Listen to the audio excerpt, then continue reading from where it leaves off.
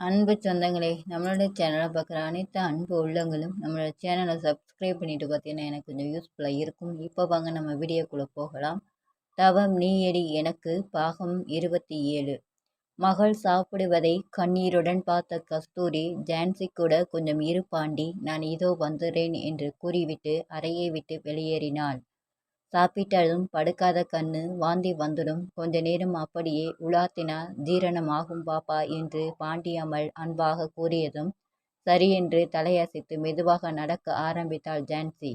சற்று நேரத்துக்கெல்லாம் முந்தானைக்குள் எதையோ மறைத்தபடி எடுத்து வந்து பாண்டியம்மாளிடம் கொடுத்தாள். அது 2 புல் விஸ்கி பாட்டில்கள். திகைப்புடன் பார்த்தவளிடம், ஐயாவுக்கு தெரியாம அவரு குடிக்கிற ரூம்லேருந்து எடுத்துட்டு வந்தேன். இதை எடுத்துட்டு போய் வாட்ச்மேன் கிட்ட கொடுத்து நான் சொல்றத சொல்லிட்டு நீ வீட்டுக்கு கிளம்பிடு பாண்டியம்மா என்றாள் கஸ்தூரி. இல்லம்மா, நானும் இங்கேயே இருக்கேனே என்றவளிடம், இல்ல பாண்டி, நீ இங்கே இருந்தா சந்தேகம் வரும். வேலையை முடிச்சிட்டு வீட்டுக்கு கிளம்பு, மற்றதையெல்லாம் நான் பார்த்துக்கிறேன் என்றவள் ரகசியமாக எதையோ அவள் காதில் சொல்லி, அப்படியே வாட்ச்மேன் கிட்ட சொல்லிடு. அதே போல நீ வீட்டுக்கு போய் யார்கிட்டையும் இதை பற்றி சொல்லாத. ஜான்சி வள்ளிக்கிட்ட போனதும் அவங்க முடிவுப்படி எதையும் செய்யட்டும் என்று கூறினாள். சரியென்று தலை அசைத்துவிட்டு பாண்டியம்மாள் அங்கிருந்து வெளியேற தாயும் மகளும் இரவு எப்போது வரும் என்று காத்திருந்தனர். இரவு 7 மணி வாக்கில் தனது வேலைகளை முடித்துக்கொண்டு கஸ்தூரி கொடுத்த பாட்டில்களை தனது உணவு குடையில் மறைத்து வைத்துக்கொண்டு கஸ்தூரியிடம் சொல்லிக்கொண்டு கிளம்பிய பாண்டியம்மாள் கேட்டருகே வந்து வாட்ச்மேனை ரகசியமாக அழைத்து கஸ்தூரி கொடுத்த விசிக்கி பாட்டிலை கொடுத்துவிட்டு சொல்ல சொன்ன தகவலை சரியாக சொல்லிவிட்டு தனது வீட்டுக்கு கிளம்பினாள். இரவு 8 மணி வாக்கில் அடியாட்களுக்கு உணவு வெளியே இருந்து ஒருவன் வாங்கி வந்தான். அவனை அழைத்த வாட்ச்மேன் தன்னிடம் இருந்த பாட்டில்களை காட்டி, என்னோட மச்சான் மிலிட்ரியிலிருந்து எடுத்துட்டு வந்தான்பா, எனக்கு இப்பெல்லாம் குடிச்சா ஒத்துக்கல, திருப்பி கொடுக்கவும் மனசு வரல, அப்பதான் உங்க ஞாபகம் வந்தது, வேணாம்னா எடுத்துட்டு போய் குடிங்கப்பா என்றதும் வந்தவனுக்கு தலைகால் புரியவில்லை. ஐயா சாமி, நீ நல்லா இருப்பா, குடு, இப்படி காஞ்சு போய் கிடக்கும் என்றபடி பாட்டில்களை பறித்து கொண்டு ஓடினான். மாடியிலிருந்து ஜன்னல் வழியாக பார்த்த கஸ்தூரியை நோக்கி தலையசைத்து, முடிஞ்சதுமா என்றாள் வாட்ச்மேன். நிம்மதியுடன் வந்து மகளருகே அமர்ந்தாள்.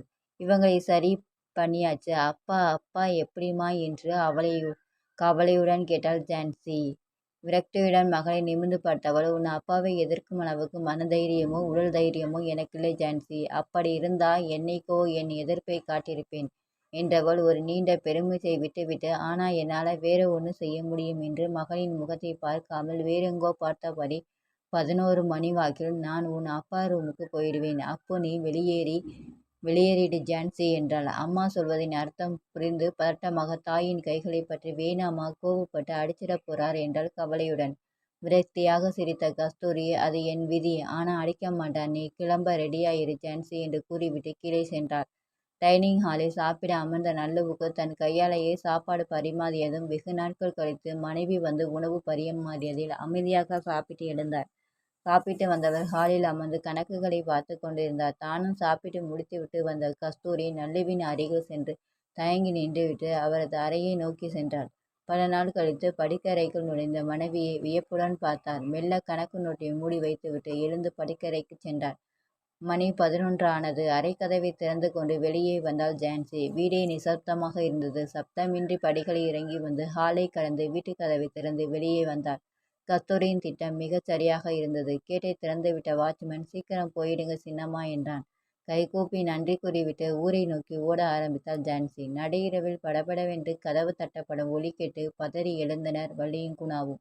யாரா இருக்கும் என்ற பயத்துடன் கதவை திறக்கச் சென்ற வள்ளியை தடுத்த குணா சென்று கதவை திறந்தான். ஓடி வந்ததில் மூச்சிறைக்கு வெளியே நின்றிருந்த ஜான்சியை பார்த்ததும் பதறி வழிவிட, அத்தை என்ற கதறலோடு வீட்டுக்குள் ஓடி வந்தவளை வேகமாக எதிர்கொண்டு அணைத்தாள் வள்ளி. என்னாச்சுமா என்ற கேள்விக்கு பிறகு அங்கே பேச்சே இல்லை. சேதுவின் மரணத்துக்கு சேர்த்து வைத்திருந்த துயரத்தை எல்லாம் இருவரும் அழுது தீர்க்க குணா வந்து அம்மாவின் தோளில் தட்டி என்னவென்று விசாரிக்கும்படி கூறினான். வள்ளி கேட்கும் முன்பே, என்னோட கோழைத்தனத்தால அவரைதான் உயிரோடு பலி கொடுத்துட்டேன், அவர் குழந்தையாவது காப்பாத்தணும்னு தப்பிச்சு வந்துட்டேன் அத்தை என்று கதறியவளை கண்டு இருவரும் திகைத்தனர். முதலில் நிதானித்தது வள்ளிதான். சந்தோஷத்திலும் அழுகைதான் வந்தது.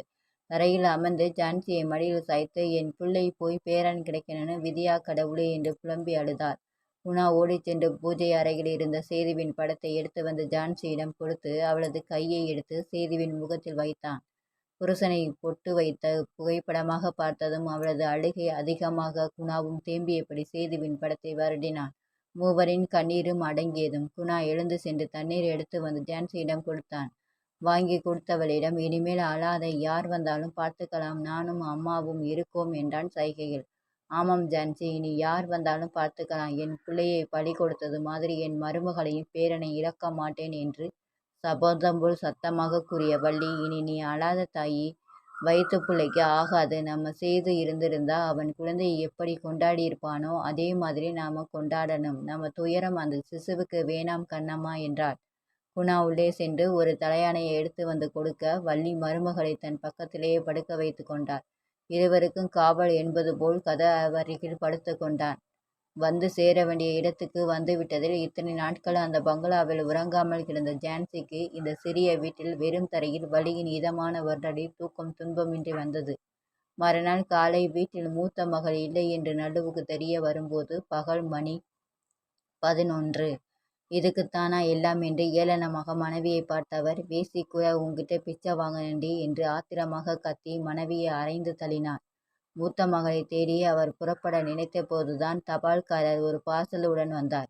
ஐயா சண்டீஸ்கர்ல இருந்து வந்திருக்குங்க என்றபடி கொடுத்துவிட்டு போக, சண்டீஸ்கரா என்ற குழப்பத்துடன் பார்சலை வாங்கி கொண்டு வீட்டுக்குள் வந்தார்.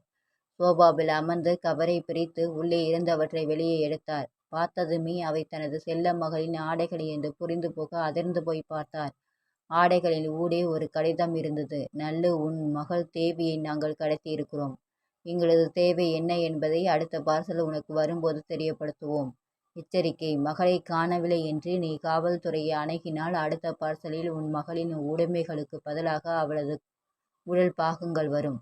மகளே தேவி என்று அதிர்வுடன் சோபாவில் சரிந்தார். இங்கே நல்லுவின் வீட்டில் குழப்பம் வெடித்திருக்க, அங்கே காட்டில் சுகனும் தேவியும் எந்தவித வாக்குவாதமும் இன்றி அமைதியாக பொழுதை போக்கினர். அந்த 3 நாட்களும் தேவி சுருண்டு போய் படுத்து கிடக்க அவளது உடல் உபாதை புரிந்து வார்த்தையால் கூட காயப்படுத்தாமல் ஒதுங்கியே இருந்தான் சுகன்.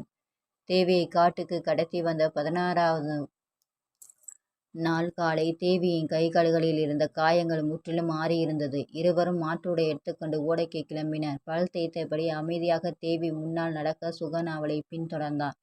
அவனுக்குள் யோசனை, இவளுக்கு உடம்பு சரியாயிருக்குமா? குளித்துவிட்டு போனதும் சங்கிலியால் கட்டிடணும். நல்லுவோடு மகளை நம்பவே கூடாது என்று யோசித்தபடி நடந்தான். ஓடை வந்தது. நீருக்குள் இறங்கி நீந்தியபடி தேவியை கண்காணித்தான். போட்டிருந்த நைட்டியோடு நீருக்குள் இறங்கி குளித்தாள் தேவி. பொது துளி ஆடை கூட விலகாது கவனத்துடன் இருப்பவள் அன்று மட்டும் ஏன் அப்படி நடந்து கொண்டாள்? என்னை வீழ்த்திவிடும் திட்டமா என்று நீருக்குள் இருந்தபடி சிரித்து கொண்டான்.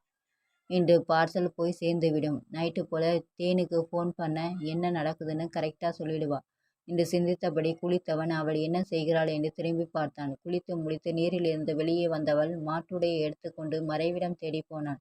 சற்று நேரம் நீரில் கிடந்துவிட்டு வெளியே எழுந்து வந்தவன் தனது நனைந்த உடைகளை களைந்து நீரில் அலசி பிழிந்து தோளில் போட்டுக்கொண்டு திரும்பினான். உடைமாட்ட சென்ற தேவி இன்னும் மறைவிலிருந்து வரவில்லை. புருவம் முடிச்சிட அவள் சென்ற பாறையின் அருகே சென்று, எவ்வளவு நேரம், சீக்கிரம் வா என்றான் அதட்டலாக. சில வினாடிகள் வரை காத்திருந்தவனுக்கு பதிலே வரவில்லை என்றது. சட்டென்று பாறையின் பின்னால் சென்று பார்த்தான். அங்கிருந்து ஒரு வழி காட்டுக்குள் சென்றதும் அதிர்ந்து நின்றான். தொடரும். உங்களுக்கு இந்த வீடியோ பிடிச்சிருந்தா லைக் பண்ணுங்கள், ஷேர் பண்ணுங்கள், சப்ஸ்கிரைப் பண்ணுங்கள். தேங்க்ஸ் ஃபார் வாட்சிங்.